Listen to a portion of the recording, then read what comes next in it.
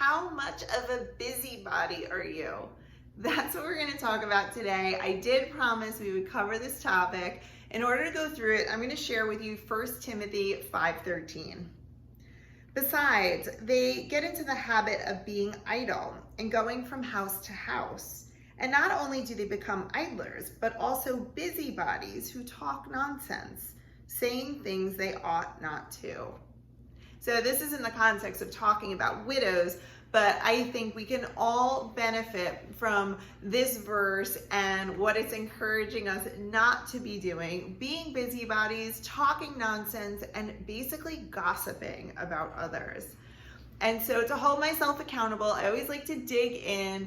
What does gossip actually mean? So I looked up the definition. I'm going to share it with you.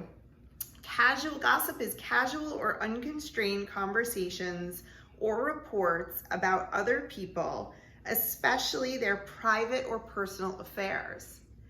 So I know myself, sometimes I can convince myself if I'm talking about another person, I'm talking about their private or personal affairs, and it's good or it's just factual, then I'm not really gossiping. Maybe. But in actuality, I am, and being a busybody, right? So whenever I have the name of someone on my tongue, that is my indicator. Am I being a busybody? Am I gossiping? What is my intent? And just because you have a good intent doesn't mean that's information that you ought to share. We don't always have the full context of things. We don't always know what the downstream impacts will be of sharing the information and personal stories and affairs of others with others. So I'm not saying in all cases, but in many cases, I think we probably give ourselves a pass when we shouldn't. So how often have you gossiped? Why are you doing it? And according to the definition I just read to you, really hold yourselves accountable, even if it was just talking about someone's personal affairs. Who did you talk about? Why? What was really the goal of saying that?